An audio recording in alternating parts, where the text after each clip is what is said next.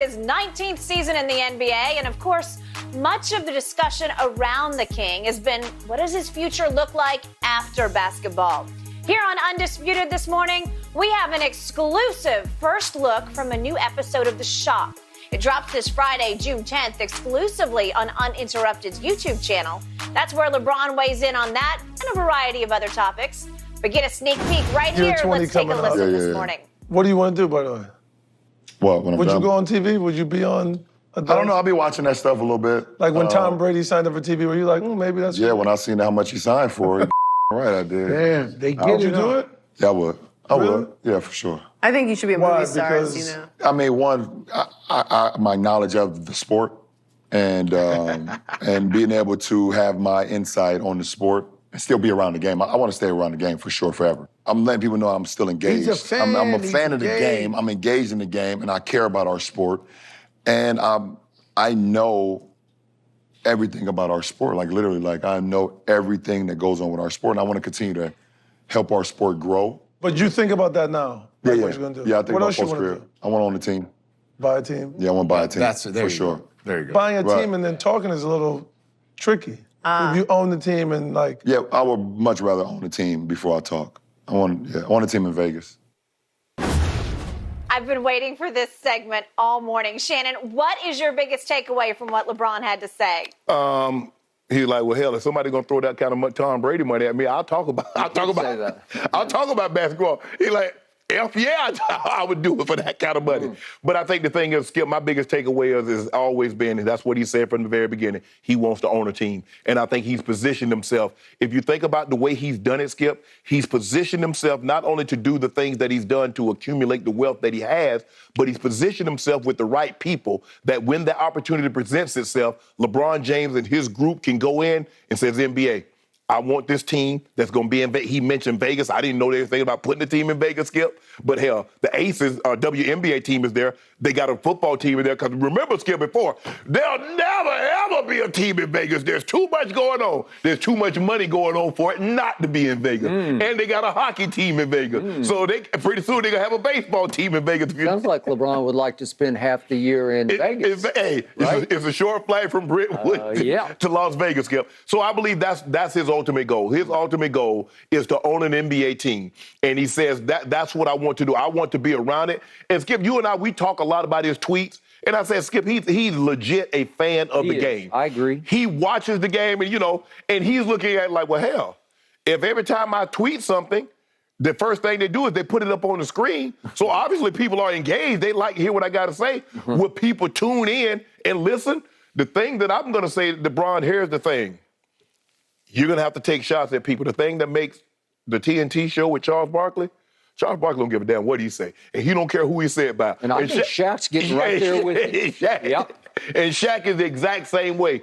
It gets harder. The greater you are as a player, the less likely you are to want to take shots at players. And I think that's one of the reasons Peyton Manning isn't doing what he has the Peyton's place, and it's kind of like fun. It is. But he doesn't want to take a shot at people, Skip. There's the Manning cast, but it stays more in the fun realm. In the fun realm. And he started his production company, Skip. Omaha. And so when you look at what LeBron would have to do if he wants to be an analyst and wants to be good, you're going to have to be enthusiastic, because I get every chance I watch Charles Barkley, even though I don't really listen to what they have to say, he's engaged, he's funny, he's having a good time. You look at Tony Romo, what made Romo so great? People genuinely thought, man, Tony Romo is having the time of his life. Look how excited he is. He's in his chair, Skip. And so I think that's what makes analysts great. Are you willing to take a harsh critique of a player?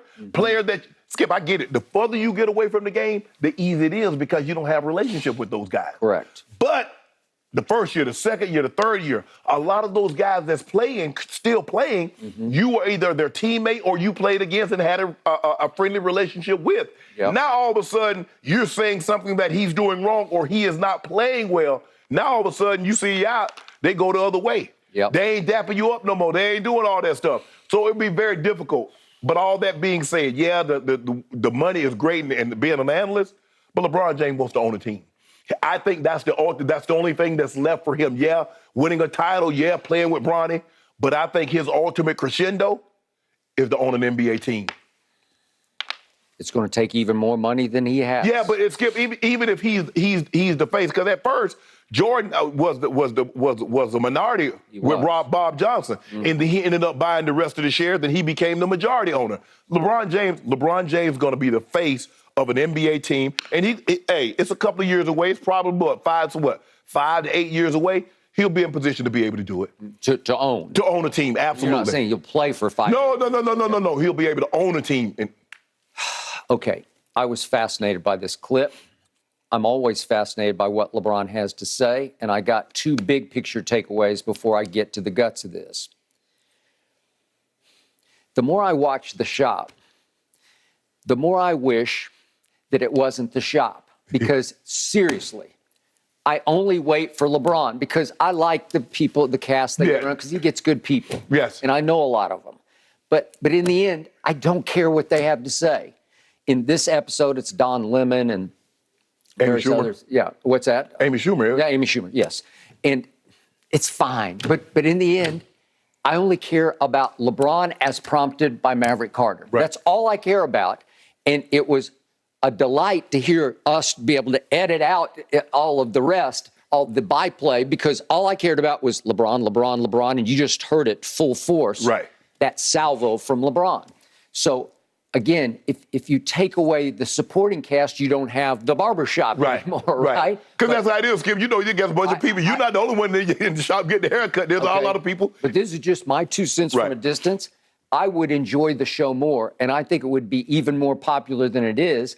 And LeBron suggested the other day, maybe I should do a podcast. It should be more podcasty of LeBron going more solo. That's just me, because I would listen to LeBron for an hour. He's the most interesting man in sports. Well, Skip, that wouldn't be the barbershop. Okay, I told you you'd have to do away with the concept. That doesn't work for me as well as if you had Maverick prompting LeBron, just sort of interviewing him, setting him up, whatever, playing the straight man.